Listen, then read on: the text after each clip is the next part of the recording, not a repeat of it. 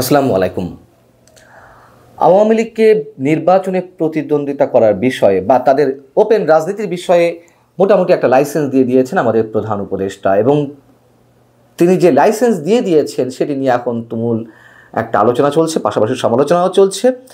তবে আওয়ামী লীগকে রাজনীতি করার বিষয়ে বা নির্বাচনে প্রতিদ্বন্দ্বিতা করার বিষয়ে তার যে ইতিবাচক মনোভাব সরাসরি প্রকাশ করেছেন, তার ভেতরে আমরা একটু সংকোচ দেখতে পেয়েছি। তিনি বোল্ডলি এই কথাগুলো বলতে পারেননি, এবং একই সঙ্গে এই যে আওয়ামী লীগ নির্বাচনে প্রতিদ্বন্দ্বিতা করতে পারে বা সমস্যা নেই, এটির দায়ভার আবার অন্যের ঘাড়ে চাপিয়ে দেওয়ার চেষ্টা করেছেন। কেন তিনি বোল্ডলি সরকারের সিদ্ধান্ত জানিয়ে দিতে পারেননি, কেন তিনি সংকোচ বোধ করছিলেন, তার পিছনেও নিশ্চয়ই নানান ধরনের যৌক্তিকতা রয়েছে, বাস্তবতা রয়েছে।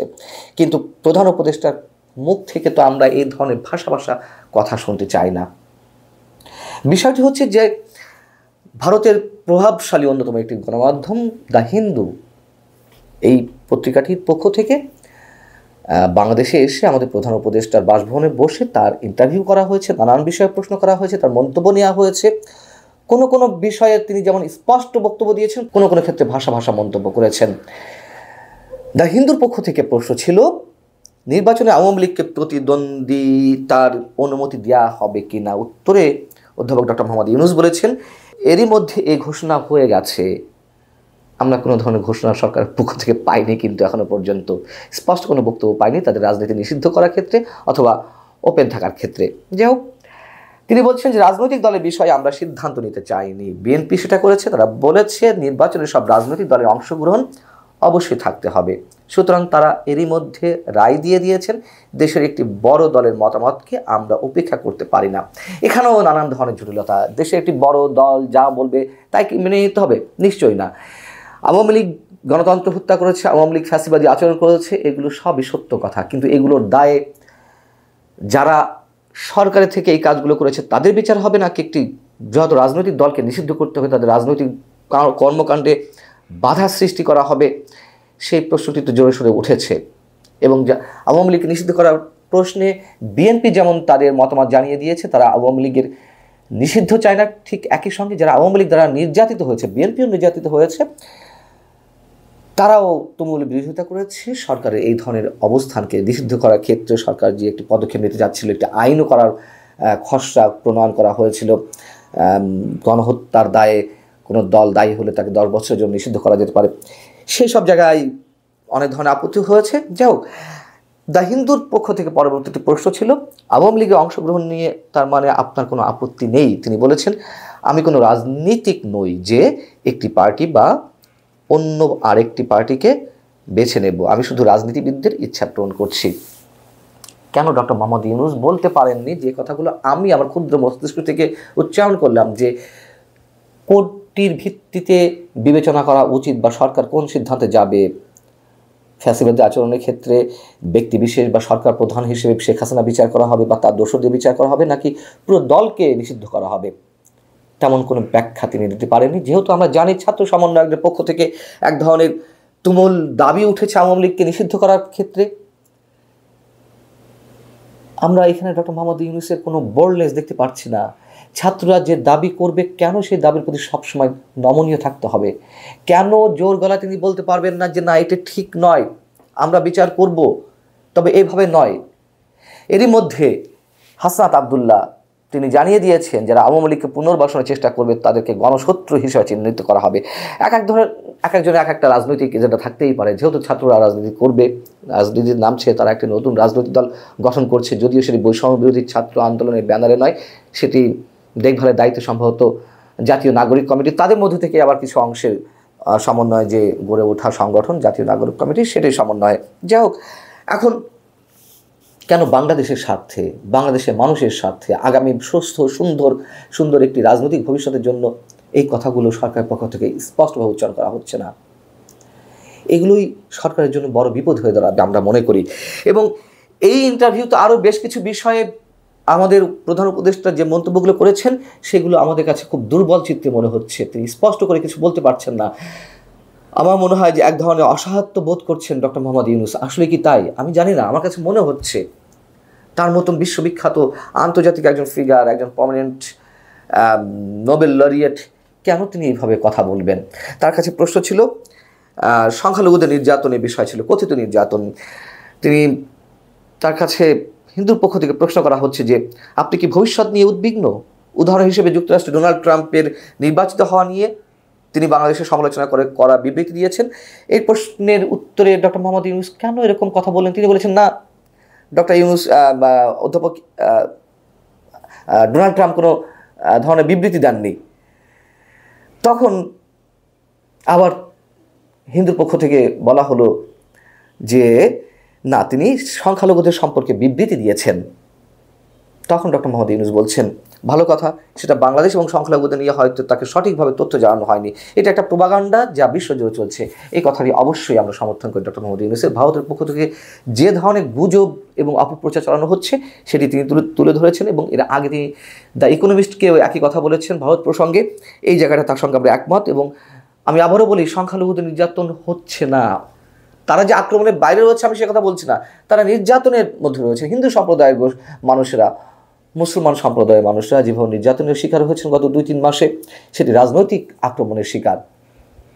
এখানে আমি হিন্দু মুসলমান কিভাবে আলাদা করব? বারবার একটা কথা বলছি, এবং বাংলাদেশকে একটা বিপজ্জনক অবস্থা নিয়ে যাওয়ার চেষ্টা করছে ভারত তার নিজ স্বার্থে, নিজ এজেন্ডা থেকে। কিন্তু ডক্টর মোহাম্মদ ইউনূস কেন ডোনাল্ড ট্রাম্পের বিবৃতি বলতে তিনি এক্স হ্যান্ডেলে যে মন্তব্যটি করেছিলেন মার্কিন নির্বাচনের আগে, আমরা তো সবাই জানি, এটি প্রথম দিকে অস্বীকার করা একেবারেই আমার মনে হয় ঠিক হয়নি। সেখানে প্রসঙ্গক্রমে বাংলাদেশের সংবিধান প্রশ্ন এসেছে।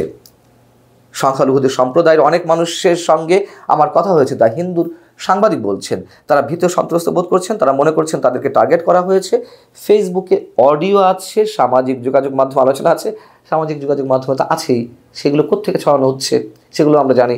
যাই হোক, বর্তমান ক্ষমতা থাকা ব্যক্তিদের আমরা বলতে শুনছি সংবিধান থেকে ধর্মনিরপেক্ষতা বদলে দেওয়া হবে। আপনার সরকারের মাধ্যমে বাংলাদেশে পরবর্তীতে যা আসছে তা ইসলামের অধিক মাত্রায় উগ্রবাদ। এটি গত 16 বছরে আমরা দেখতে পাইনি। দ্য হিন্দুর এই বক্তব্যের কিছু অংশের সঙ্গে আমি একমত, কিছু অংশ উদ্দেশ্য প্রণোদিত অবশ্যই বলতে হবে। গত 16 বছরে দেখতে পাইনি। গত 16 বছরে শেখ হাসিনা দু নৌকায় পা দিয়েছেন। হেফাজতে ইসলামকে প্যাট্রোনাইজ করেছেন, ইসলামী মৌলবাদী সংগঠনগুলোর সঙ্গে তিনি আপোষ করেছেন, আবার হিন্দুদেরকে ব্যবহার করেছেন। যাই হোক, তার উত্তরে আমাদের প্রধান উপদেষ্টা কি বলছেন? আমাদের প্রধান উপদেষ্টা বলছেন যে, যদি একটু আপনাদের পড়ে শোনাই, হিন্দুর বক্তব্য ছিল, প্রশ্ন ছিল যে এসব সম্প্রদায়কে আশ্বস্ত করার জন্য আপনার সরকার কি কিছু করতে পারে, এবং সংবিধান প্রশ্নে জিজ্ঞাসা করেছে। ডক্টর মোহাম্মদ ইউনূস যে কথাটি বলেছেন যে এটা কি আমরা মানব, অন্তর্বর্তী সরকারের উপদেষ্টা পরিষদে থাকা প্রতিজন ব্যক্তি একজন মানবাধিকার কর্মী, তারা নিজেরা ভুগেছেন, অথবা তাদের কেউ পরিবেশবাদী কর্মী, লিঙ্গগত কর্মী এবং অন্য ধর্মের অধিকার কর্মী। সুতরাং তারা সবাই অধিকারবাদী। তাদের সামনে যদি এই কথাগুলো আপনি বলেন তাহলে তারা আপনার প্রতি চিৎকার করবেন। উপদেষ্টা পরিষদে প্রতিজন সদস্যের জীবন সম্পর্কে জানুন। এগুলো ডক্টর মোহাম্মদ ইউনূস স্রেফ এড়িয়ে গেছেন। তার কারণ আমরা জানি যে গত কয়েকদিন আগে সরকারের পক্ষ থেকে অ্যাটর্নি জেনারেল হাইকোর্টে অ্যাপিল করেছেন সংবিধানে কিছু বিষয় বাদ দিতে। তার মধ্যে একটি হচ্ছে ধর্মনিরপেক্ষতা। কেন ধর্মনিরপেক্ষতা বাদ দেওয়া হবে? এবং যুক্তি হিসেবে উল্লেখ করা হয়েছে যে সংবিধানের আরেকটি ধারায় বলা হয়েছে যে প্রত্যেক ধর্মের মানুষের অধিকার সংরক্ষণ করবে রাষ্ট্র। ভালো কথা, তাহলে ধর্ম নিরপেক্ষতা কেন বাদ দেওয়া হবে? কোন ভিত্তিতে?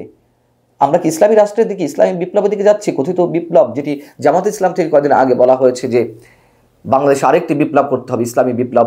এবং সমন্বয়কদের মধ্যে থেকে কেউ কেউ, আমি সবার কথা বলছি না, উপদেষ্টা পরিষদের মধ্যে থেকে কেউ কেউ, আমি সবার কথা বলছি না, এক ধরনের উস্কানি দেওয়ার চেষ্টা করছেন, বিপ্লব ঘটানোর চেষ্টা করছেন, গৃহযুদ্ধের কথা বলছেন নানা নাকার ইঙ্গিতে। কেন এগুলো হবে? এগুলোই ভারতকে সুযোগ করে দিচ্ছে বাংলাদেশকে একটি মৌলবাদী সাম্প্রদায়িক রাষ্ট্র হিসেবে বিশ্বের বুকে তুলে ধরার জন্য। আমরা মনে করি আরও একটি বিষয় যে প্রশ্নটি করেছে হিন্দু পক্ষ থেকে, সেটিকেও সমর্থন করি। ভারতের পক্ষ থেকে নানান ধরনের প্রচার গুজব চলছে, কথা যেমন বলছি, হিন্দুর পক্ষ থেকে যে কয়েকটি প্রশ্ন করা হয়েছে সেই প্রশ্নগুলো কিন্তু আমাদেরও। সেখানে বলা হয়েছে যে বিচার বহির্ভূত হত্যাকাণ্ডের শিকার হয়েছেন 8 জন। আমরা শুনেছি অনেক সাংবাদিক অ্যাক্রেডিটেশন অনেক সাংবাদিকের অ্যাক্রিডিটেশন কার্ড বা কার্ড বাতিল করা হয়েছে। কেউ কেউ বলছেন আপনার সরকারও অতীতের সরকারের আচরণ অব্যাহত রেখেছে। এখানে আমাদের প্রধান উপদেষ্টা কী বলেছেন? তিনি বলছেন জনগণকে বিচার এবং তুলনা করতে দিন, এই সরকার কী কাজ করছে বা অন্য সরকার কী করেছে। আমি বিতর্কে যাচ্ছি না, আমরা সংবাদ মাধ্যমের স্বাধীনতা নিশ্চিত করেছি, এ নিয়ে কোনো সংশয় নেই। অ্যাক্রিডিটেশন বিষয়ক যে আইন সেটা আমরা তৈরি করিনি, আমরা শুধু সেটা প্রয়োগ করেছি। এটা কোনো কথা হলো? যদি কোনো কালাকানুন আগের যে স্বৈর শাসনের দল, সেই দল যদি করে থাকে, তাহলে সেই কালাকানুন কেন আপনি প্রয়োগ করবেন? কেন সেই আইনকে অস্ত্র হিসেবে ব্যবহার করা হবে? এবং অ্যাক্রিডিটেশন কার্ড সম্বন্ধে এর আগে আমি বলেছি, অনেক সাংবাদিকের অ্যাক্রিডিটেশন কার্ড বাতিল করা হয়েছে। যদি কারোর বিশেষ কোনো অন্যায় থাকে, দুর্নীতির সঙ্গে যুক্ত কিংবা ফ্যাসিবাদী সরকারের দোষর হিসেবে কিংবা হত্যাকাণ্ডের সঙ্গেও যদি কেউ জড়িত হয়ে থাকে, তাদেরকে স্পেসিফিক মামলায় দেওয়া হবে। অ্যাক্রিডিটেশন কার্ড দেওয়ার ক্ষেত্রে এরকম কোনো বিধিমালা কি আছে যুক্ত, যে কোনো ধরনের প্রমাণিত অপরাধ ছাড়াই কারোর অ্যাক্রিডিটেশন কার্ড বাতিল করা যাবে শুধুমাত্র দলীয় পরিচয়ের ক্ষেত্রে? আমার মনে হয় এগুলো ঠিক না। আমাদের প্রধান উপদেষ্টা যে কথাগুলো বলেছেন, আমি প্রথমে বলেছি কোনো কোনোটির সঙ্গে আমি একমত, এবং কোনো কোনোটি তিনি ভাষা মন্তব্য করেছেন। কিসের ভয় প্রধান উপদেষ্টার, সেই প্রশ্নটি আবারও করতে হচ্ছে। আল্লাহ হাফেজ, ভালো থাকুন সবাই।